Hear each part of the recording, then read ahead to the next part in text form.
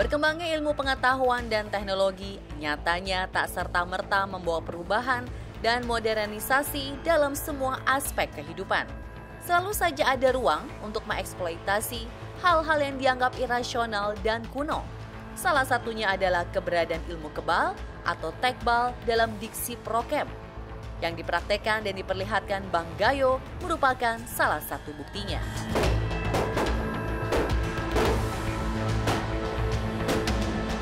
Kalau mau mengambil contoh lebih familiar adalah praktek debus yang sering dipamerkan para jagoan dari daerah Banten. Atau perhatikan pertunjukan barong versus calon arang yang dipentaskan rakyat di Pulau Bali. Dua aksi kesenian rakyat ini lekat dengan penonjolan kepada kekebalan tubuh terhadap senjata tajam. Sulit untuk mempercayai, tetapi faktanya memang ada. Pernah lah, orang Indonesia pasti pernah dengar lah gitu-gituan ya, ilmu-ilmu yang tahan bacok apa semua, kita pernah dengar lah.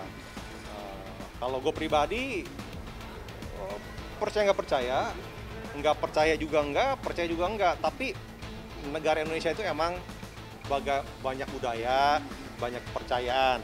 Yang pasti gue hanya menghargai kebudayaan-kebudayaan yang berbeda ini. Ya mungkin kalau zaman dulu sih kita percaya ya ada gitu, nggak tahu kalau zaman sekarang. Tapi itu bener-bener ilmu yang memang dipakai waktu dulu zaman penjajah gitu, banyaklah pahlawan-pahlawan kita juga menggunakan ilmu itu. Bahkan saya ngelihat di film-film kolosal juga dulunya, saya nggak tahu itu fakta atau tidak, tapi memang ada. Lalu benarkah ilmu yang membuat tubuh manusia mempan dari segala benda tajam ini ada dan bisa dipelajari? Bagaimana cara menguasainya? Cabang ilmu yang membawa kita kepada ilmu kebal adalah kanuragan. Dalam sejumlah literatur, kanuragan merupakan ilmu bela diri yang dipelajari secara supranatural.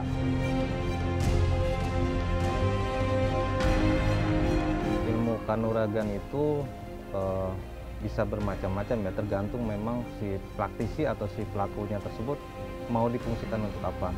Nah, bisa untuk kekebalan, bisa untuk benteng badan ya, selain kebal juga bisa.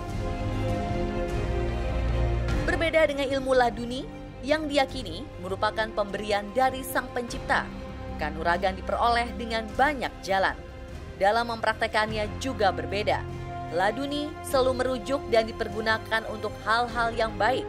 Sedangkan ilmu kanuragan acap melenceng dari yang semestinya. Itulah yang kemudian berkembang sebagai ilmu hitam dan ilmu putih. Laduni dan kanuragan itu, kalau laduni itu contohnya orang yang tanpa belajar tapi tiba-tiba bisa gitu. Jadi seperti sudah ada titisan atau turunan dari lahir, dia mempunyai kemampuan, entah itu kemampuan spiritualnya mengarahnya ke ilmu kekebalan ataupun ilmu yang lainnya, itu tergantung tergantung memang Allah memberikan kepercayaannya itu untuk jalurnya kemana gitu. Nah, kalau kanuragan itu ditempuh dengan proses laku ritual ya, dengan mati geni, dengan bertapa di tempat-tempat yang memang dianggap memang sakral, yang mempunyai energi yang cukup kuat gitu.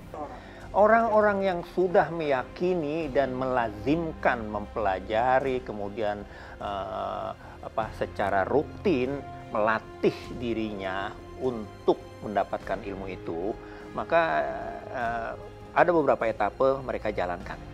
Ya, yang paling dasar misalnya dia harus jujur, harus benar, tidak berzina, harus sesuai dengan ajaran-ajaran, dan dia kemudian melakukan tirakat, menahan hawa nafsu, berkata jujur. Itu adalah jalur-jalur mengisi nurani yang bersangkutan untuk memperoleh sesuatu, penjagaan, sehingga dengan begitu dia orang yang bersangkutan itu menyerap semua kekuatan itu. Ilmu kebal adalah salah satu rantingnya. Secara umum, adalah suatu ilmu yang dimiliki manusia yang membuat pemiliknya kebal terhadap serangan senjata atau berbagai benda melukai lainnya. Sebagian menganggapnya goib semata. Kalau urusan kedikjayaan ya, apa namanya, kekebalan itu kan cerita-cerita rakyat di Betawi, misalnya cerita rakyat si Pitung ya, kemudian Jampang, kemudian yang lain-lainnya lagi Mirah, itu kan juga melakukan, berusaha mencari itu, energi itu, dan betul-betul dia menemukan itu. Sehingga ketika dia berhadap-hadapan secara langsung, maka ilmu itu dia manfaatkan. Dan itu di dalam ilmu silat misalnya ya, dalam ilmu silat, semua silat, apakah itu beksi, cingkrik, segala macam, itu ada yang disebut dengan rosulan atau ngerosul. Bagaimana memulain, menyerap energi positif ke dalam dirinya. Namun ada juga pakar yang menyebut hal itu terjadi karena adanya perubahan mekanisme pada saraf tubuh. Ilmu kebal itu ada bermacam-macam bermacam-macam, intinya pengambilannya. Dalam arti ada yang memang dengan olah pernapasan, dengan mengatur mindset kita, itu bisa terjadi energi yang dari dalam tubuh kita itu memancarkan untuk kekuatan kebal. Dan ada juga lelaku yang memang harus dilakukan dengan puasa muti dan mati geni dan lain-lain gitu. Kisah manusia kebal sudah terdengar sejak dulu. Di semua pelosok Nusantara beredar cerita tentang kesaktian sejumlah orang. Ilmu itu dipelajari semata untuk perlindungan diri dari serangan musuh dan menolong sesama. Tak semua orang memiliki karena proses mendapatkannya juga berat. Untuk menguasai ilmu kanuragan atau yang bisa kita bilang kebal ya, itu bermacam-macam, bahkan ada tingkatan. Ada mulai dasar itu puasa minimal 7 hari. Naik lagi ke tingkat 2 21 hari, naik lagi 41 hari. Gitu. Jadi ada beberapa tingkatan. Karena ilmu kebal itu orang boleh kebal dengan bacok, belum tentu kebal dengan tembakan. Dengan kekuatan batiniah. Kekuatan batiniah itulah kemudian yang namanya bisa macam-macam. Bisa ilmu kebal, bisa ilmu menghilang, bisa ilmu macam-macam. Dan itu biasanya sesudah belajar itu maka si orang yang belajar itu akan melalui dua tahap terakhir, yaitu tahap kenaat namanya, kenaat atau konaah. Dia berserah diri, berpasrah diri dalam pertapaannya. Kemudian ngumbara. Ngumbara itu tahap yang terakhir sesudah dia yakin bahwa dia sudah mendapatkan kekuatan kekebalan dan segala macamnya, maka dia diperintahkan oleh gurunya untuk ngumbara. Ngumbara itu pergi ke tempat-tempat yang dianggap memang di situ pusat kejahatan. Ada yang melalui jalan tirakat dan ritual tertentu, juga dengan meditasi atau bertapa. Belum lagi penghafalan serta wirid khusus, bahkan sampai berpuasa dan syarat-syarat berat lain untuk mencapai pada tingkat kebal paling tinggi. Kalau sudah sampai level ini, jangankan pisau, parang, atau golok, senjata dengan peluru setajam apapun tak akan mempan melukai tubuh si pemiliknya.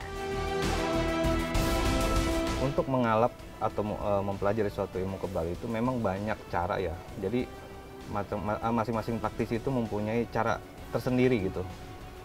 Ada yang memang dengan menyediakan sesajen, ada yang memang hanya ditempuh dengan puasa dan zikir gitu. Jadi hanya beda kendaraan saja sih sebenarnya, tapi memang tujuannya sama untuk memperoleh ilmu kekebalan. Nah, kalau untuk mahar tersendiri, Abah menghitung dari nama si pasien tersebut ya, si orang tersebut yang ingin datang ke Abah. Nah, itu nanti maharnya itu kalau di Abah namanya dam. Ya, dam itu Abah mengukurnya dari gram. Kalau misalkan si air perak itu diisinya cuma 1 gram atau 2 gram gitu, ya nggak terlalu inilah gitu, masih kejangkau lah. Gitu. Di dalam masyarakat itu, orang yang mampu itu di samping jago adalah ulama, kiai.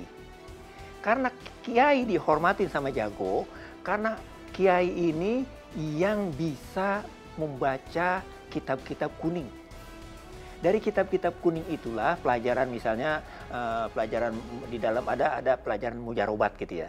Itu dia yang menerjemahkan ini dan ini memanfaatkan terjemahan ini.